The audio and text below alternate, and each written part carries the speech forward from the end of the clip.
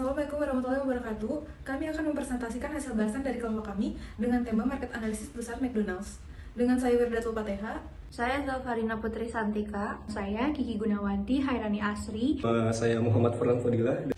Pada kesempatan kali ini, kami mempunyai 8 pembahasan topik, yaitu yang pertama ada latar belakang perusahaan, yang kedua ada definisi analisis PESTEL, yang ketiga PESTEL analisis secara spesifik, yang keempat analisis SWOT, yang kelima komparatif analisis, yang keenam ringkasan analisis komparatif berdasarkan analisis PESTEL, yang ketujuh strategi dalam melakukan ekspansi, dan yang terakhir adalah simpulan. Baik, untuk topik pertama akan disampaikan oleh rekan saya, yaitu Kiki Gunawanti. McDonald's adalah salah satu perusahaan paling sukses di dunia saat ini. Dengan percepatan globalisasi yang cepat, perusahaan telah mampu memperluas dan mempertahankan pertumbuhan yang signifikan. McDonald's pertama didirikan pada tahun 1940 oleh dua bersaudara, Dick dan Meg, sebelum dibeli oleh Ray Kroc pada tahun 1955. Dari awal perkembangan perusahaan di Amerika Serikat hingga penyebarannya di Inggris, Australia, dan baru-baru ini di India dan Cina, perusahaan telah mampu menyediakan berbagai macam hamburger dan makanan lain untuk konsumennya. Sampai pada tahun 2004, McDonald's memiliki 30.000 rumah makan di seluruh dunia dengan jumlah pengunjung rata-rata 50 juta orang dan pengunjung penghari dan rumah makan 1.700 orang. Di Indonesia, restoran McDonald's pertama kali berdiri di Sarinah, Jakarta dan dibuka pada 23 Februari 1991. Berbeda dari kebanyakan restoran McDonald's di luar negeri, McDonald's juga menjual ayam goreng dan nasi di restoran-restorannya di Indonesia. Strategi perusahaan yang berurutan, khususnya dengan penelitian dan pengembangan yang berat, telah memungkinkannya untuk memenuhi selera penduduk setempat di setiap negara yang dioperasikannya. Tantangan perusahaan untuk menyediakan makanan yang lebih sehat kepada pelanggannya telah berkontribusi pada keberhasilan keuangannya, sehingga memungkinkan konsumen yang setia. Jadi analisis PESTEL ini adalah sebuah konsep dalam prinsip strategi manajemen yang diterapkan untuk memantau lingkungan perusahaan dalam membuat produk baru, serta mengantisipasi situasi yang tidak diinginkan oleh perusahaan. Tentu saja, PESTEL ini adalah sebuah singkatan dari Political, Economic, Social, Teknologi, Legal, dan Environment yang memiliki tujuan untuk memudahkan para pelaku usaha dalam melakukan praktik bisnis. Baik, saya dan rekan saya, yaitu Zalfarina Putri, akan menjelaskan analisis PESTEL secara spesifik. Yang pertama, saya akan menjelaskan tentang political. McDonald's adalah pemimpin dunia dalam bidang makanan cepat saji. Perusahaan makanan cepat saji selalu beresiko menjadi sasaran pemerintah karena menjadi perhatian utama mereka adalah keselamatan masyarakat. Jadi, jika McDonald's tidak mematuhi peraturan kesehatan dan keselamatan, maka pemerintah akan menutupnya. Selain itu, ada kekhawatiran yang berkembang bahwa makanan mereka mengandung natrium dan gula yang tinggi yang menyebabkan masalah kesehatan seperti diabetes dan hipertensi. Jadi, McDonald's sekarang menambahkan pilihan makanan sehat dalam menunya. Banyak negara yang kurang terbuka terhadap budaya dan makanan barat. Iran yang memiliki permusuhan dengan Amerika telah melarang McDonald's di negaranya. Bermuda juga melarang McDonald's karena menentang makanan cepat saji. Selanjutnya adalah ekonomi. McDonald's beroperasi di sekitar 120 negara. Mereka perlu mendapatkan bahan baku dari luar negeri dan karena perubahan nilai tukar mata uang, harga bahan baku terus berubah. Jadi McDonald's harus terus menyusun strategi bagaimana mendapatkan bahan dengan harga murah. Tingkat perputaran karyawan McDonald's yang sangat tinggi membuat McDonald's harus merekrut karyawan baru, sehingga banyak uang dan waktu yang terbuang untuk mempekerjakan orang baru dan melatih mereka. Selanjutnya, faktor sosial. McDonald's dikenal karena mengadaptasi dirinya sesuai dengan permintaan konsumen. Awalnya, McDonald's membuka seluruh restorannya di seluruh dunia dengan membawa rasa gaya hidup Amerika. Pada tahun-tahun berikutnya, restoran ini mulai melayani di berbagai negara sesuai permintaan lokal. Misalnya di India, restoran ini memperkenalkan pilihan seperti burger McVeggie, McAloo Tiki. Untuk Jepang, menunya sangat berbeda.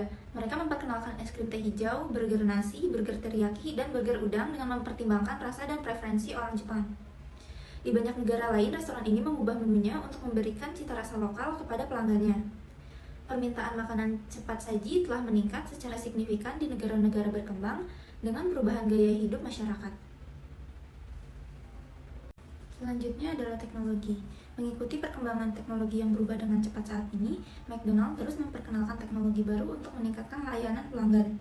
Baru-baru ini, McDonald's telah menyiapkan kios pemesanan mandiri di seluruh restorannya, sehingga pelanggan tidak perlu mengantri di counter pemesanan. Orang-orang cenderung menambahkan lebih banyak item ke pesanan mereka ketika mereka memilih sendiri daripada memesan di counter. McDonald pada tahun 2019 mengakuisisi perusahaan teknologi Dynamic Yield untuk mempersonalisasi menu dengan lebih baik. Menu elektrik di restoran McDonald sekarang menampilkan item yang berbeda tergantung pada faktor-faktor seperti cuaca, waktu, atau preferensi regional. Melalui aplikasinya, pelanggan dapat memesan menu favorit mereka dan makanan tambahan serta mendapatkan makanan yang diantarkan ke rumah mereka. Berikutnya adalah faktor hukum. Banyaknya karyawan McDonald yang memprotes perusahaan untuk menaikkan upah minimum mereka menjadi $15. Mereka menuntut kondisi kerja yang lebih baik dan upah yang lebih tinggi. Itulah mengapa tingkat pergantian karyawan di perusahaan ini sangat tinggi. Orang-orang sering berhenti bekerja di McDonald's. Protes dan pemogokan seperti itu membawa reputasi negatif bagi perusahaan. Yang terakhir yaitu McDonald's terus berupaya untuk mencapai keberlanjutan dalam semua kegiatannya. McDonald's telah menetapkan target untuk memiliki 100% bahan kemasan yang berasal dari sumber terbarukan atau daur ulang. Dan daur ulang akan dilakukan di setiap restorannya pada tahun 2025. Saat ini hanya 50% kemasan yang berasal dari sumber yang berkelanjutan dan hanya 10% restoran yang melakukan daur ulang. McDonald's tidak lagi mengirimkan jus jeruk dalam wadah siap saji, melainkan mengirimkan konsentrat beku yang membantu mengurangi kemasan jus jeruk hingga 75%. McDonald's juga berkomitmen untuk memasang peralatan dapur yang hemat energi dan penerangan lampu di semua restorannya untuk menghemat energi. Yang pertama ada strength, waralaba global. McDonald's adalah perusahaan global dengan waralaba di seluruh dunia. Di 118 negara di dunia dikenal dengan makanan cepat sajinya. Dengan demikian, ia memiliki kehadiran global yang signifikan. Ia membuatnya lebih dikenal oleh masyarakat umum dan meningkatkan kesadaran masyarakat. Ini memungkinkan dia untuk mengimplementasikan ide-ide globalnya di tingkat lokal. Inilah cara kami mencapai tujuan universal kami dan memenangkan hati pelanggan kami pada saat yang bersamaan. Situasi keuangan McDonald's. McDonald's memiliki fondasi keuangan yang kuat. Ini memiliki total makanan cepat saji. Selama 80 tahun terakhir, perlahan tapi pasti pangsa pasarnya meningkat. Sebagai perusahaan bintang, ia mendapat kepercayaan dari publik. Nah, situasi keuangannya menempatkannya pada posisi berorientasi keuntungan murni yang meningkatkan nilai pasar dan nama mereknya. Dengan demikian, organisasi mendapat manfaat dari posisi keuangan yang stabil tersebut. Yang terakhir adalah biaya pemasaran. McDonald's memiliki pangsa pasar yang besar dan merupakan pemimpin dalam hal ukuran dan jangkauan global. Saat Burger King kehilangan pangsa pasar pada tahun 2006, McDonald's terus mendapatkan pangsa pasar. Pangsa pasar McDonald's saat ini sekitar 19%. Yang kedua, weakness. Nah, yang pertama dalam kelemahan ini ada model bisnis waralaba. McDonald's menetapkan standar pemasaran berjenjang, jaringan, waralaba, dan anak perusahaan yang kompleks. Ini menghadirkan resiko yang signifikan. Perusahaan berjuang secara finansial dengan manajemen yang tidak memadai, pelanggan yang tidak puas dan kurangnya pendapatan. Waralaba yang beroperasi secara mandiri dan berdampak kecil pada operasi sehari-hari mereka tetapi berdampak langsung pada merek, menyumbang sebagian besar penjualan perusahaan. Pelanggan menderita persaingan sengit. Nah, Burger King dan Yum, merek tersebut adalah salah satu merek makanan cepat saji, terutama McDonald's, karena persaingan yang ketat. McDonald's kehilangan banyak pelanggan ke pengusaha lain. Pola makan yang tidak benar. Meskipun McDonald's berupaya menyelaraskan menunya dengan rekomendasi diet, makanan perusahaan masih tidak seimbang. Berbagai hidangan memanggil ayam panggang atau goreng babi, daging, tulang rusuk, atau telur. Nah, yang ketiga, opportunities atau peluang. McDonald's mungkin menjadi raja di Amerika Serikat tetapi sulit untuk bersaing di negara lain. Namun, jika perusahaan berfokus pada pengembangan pasar luar negeri daripada pasar domestik, kemungkinan akan terus berkembang secara global. Fokus pada pasar Asia. Ini memiliki banyak potensi bagi perusahaan. Banyak orang menyukai gigitan cepat karena negara-negara Asia menjadi makmur dalam beberapa tahun terakhir dan daya beli pelanggan kelas menengah telah meningkat. McDonald's harus menemukan cara untuk memperluas kehadirannya di pasar Asia, sehingga meningkatkan basis pelanggan dan pendapatan mereknya. Yang terakhir adalah threat atau ancaman. Dalam threat ini ada investasi teknologi beresiko tinggi. Perusahaan baru McDonald's memiliki masa depan yang cerah, tetapi berinvestasi dalam teknologi beresiko. Adopsi teknologi baru yang cepat dapat mengurangi pengembalian modal yang diinvestasikan, sementara manfaat peningkatan pengalaman pelanggan mungkin kurang dari yang diharapkan. Yang kedua adalah pesaing intensitas tinggi. Dengan berkembangnya industri makanan cepat saji, banyak restoran cepat saji baru memasuki pasar. McDonald's tidak menderita karena kurangnya pesaing yang kuat. Meski memiliki pasar yang lebih kecil, beberapa merek secara agresif mendorong pelanggan McDonald's. Selain itu, lebih banyak restoran kasual memperluas menu hamburger mereka dan menurunkan harganya. Kita bisa memilih restoran ini daripada makanan cepat saji jika tidak terburu-buru. Mereka juga merupakan pesaing McDonald's. Nah, yang terakhir adalah ekonomi sedang dalam resesi. Bergantung pada beberapa lama krisis ini berlangsung, efek trickle down akan berdampak buruk pada aliran pendapatan perusahaan, terlepas dari berbagai aliran pendapatannya. Selama penurunan ekonomi, pengeluaran pribadi dan keterlibatan pengunjung dapat menurun karena keuangan rumah tangga semakin ketat dan penjualan toko turun. Di sini saya ingin menjelaskan tentang analisis komparatif, dan di sini saya membandingkan antara McDonald's dengan KFC.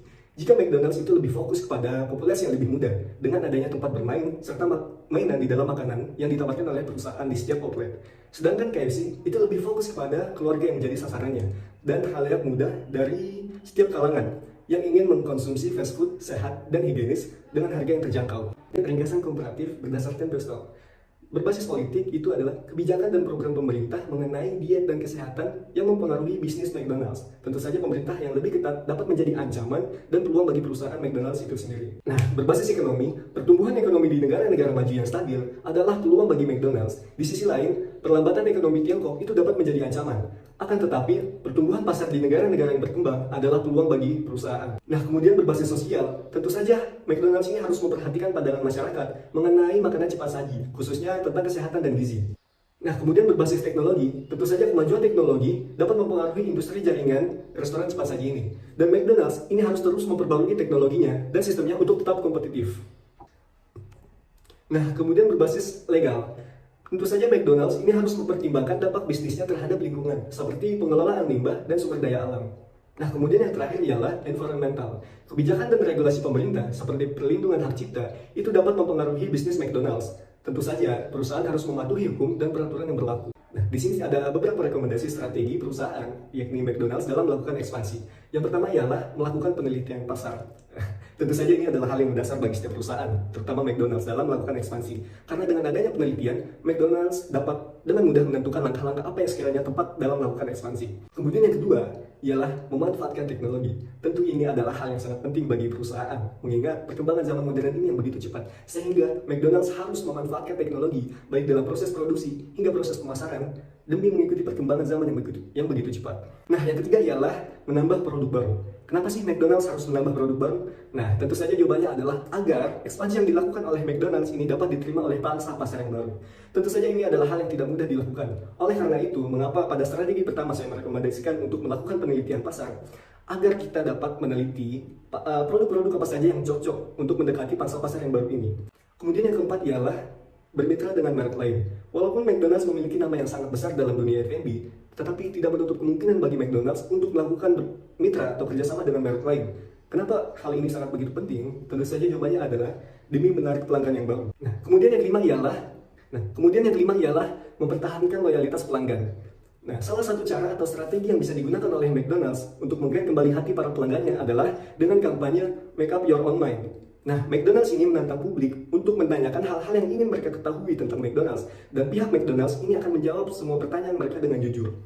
Baik, dari keseluruhan hasil pembahasan kami, dapat disimpulkan bahwa McDonald's sebagai perusahaan F&B terbesar di dunia berhasil menyebar dalam skala internasional dengan mengadopsi strategi yang berbeda di setiap negara.